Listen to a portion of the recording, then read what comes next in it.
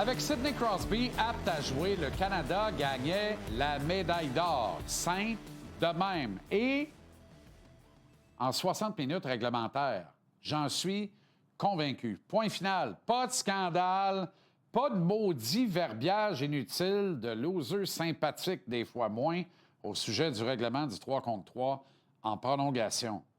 Une brillante victoire empochée avec au moins 2 buts de priorité. Mon humble opinion. Même s'il y a 38 ans, je pense qu'on ne saisit pas bien toute l'importance qu'a encore un gars comme Sidney Crosby sur la glace.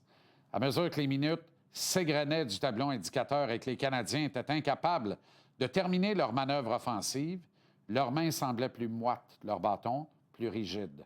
Après le triomphe des siens, Connor Lebock s'est empressé de rappeler en entrevue, dans la zone mixte, qu'on ne pourrait pas lui reprocher de ne pas gagner les grands matchs dorénavant.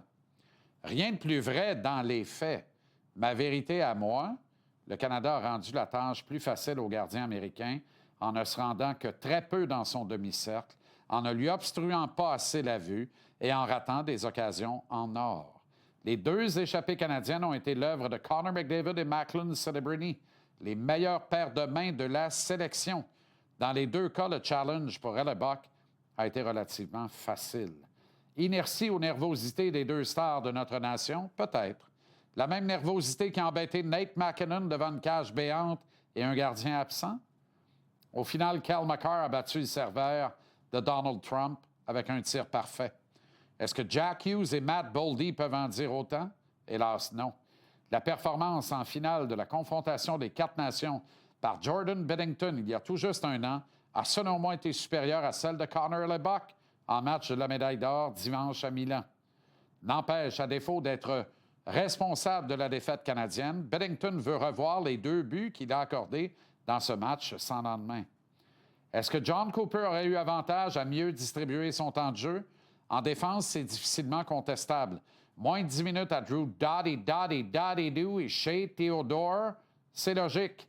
Bien qu'en y repensant, on pourrait toujours alléguer que des gars comme Mike Matheson, Noah Dobson, la jeune sensation Matthew Schaefer auraient fait meilleure impression. En attaque, moins de 12 minutes à Suzuki, Hagel, Horvat, Jarvis, Reinhardt, Marchand et Bennett. Moins de 11 minutes aux 6 premiers de la liste. Et encore, seulement 13 minutes pile-poil à Tom Wilson. Vraiment?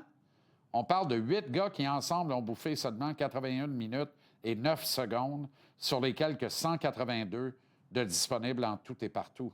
Ça laisse environ 100 minutes à distribuer à seulement 5 attaquants. Je comprends très bien que lorsque tu peux compter sur un trio composé de McDavid, McKinnon et Celebrini, tu te dois d'en profiter au maximum.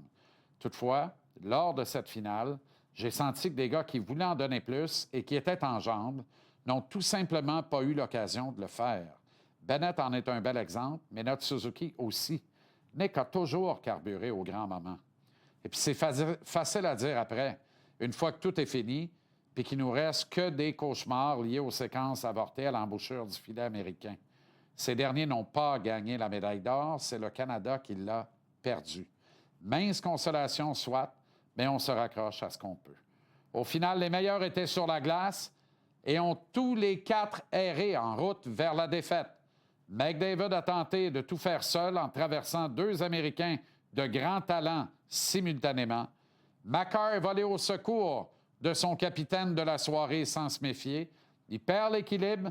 McKinnon tente de prendre un soin jaloux de la rondelle au lieu de la placer en lieu sûr. 3e bataille perdue résultant d'un revirement sur la même séquence. Elle aura été fatale. Pourquoi? Parce que Makar et McDavid semblaient croire que McKinnon allait sortir du trouble et leur remettre la rondelle pour un 2 contre 1 en or. Est-ce qu'on a triché? C'est la grande question. Tricher comme dans ne pas faire tous les efforts voulus pour aller chercher un résultat gagnant. Ta grand-mère, la mienne et celle de tout le monde a toujours dit « Faites ce qu'il faut, les petits-enfants, puis le bon Dieu va être bon pour vous autres. » Est-ce qu'on a fait vraiment tout ce qu'il fallait? Ou à force de dominer, notre confiance a enflé jusqu'à ce qu'elle tombe d'un coup sec parce qu'à la marque, ils étaient à un tir de gagner la médaille d'or à notre détriment? C'est finalement ce qui s'est produit. Et sur la séquence finale, après toutes les erreurs, il en manquait une dernière, elle est survenue.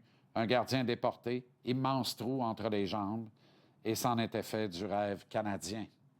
Bravo aux Américains pour l'hommage à Johnny Gaudreau. Ça, c'était quand même émouvant.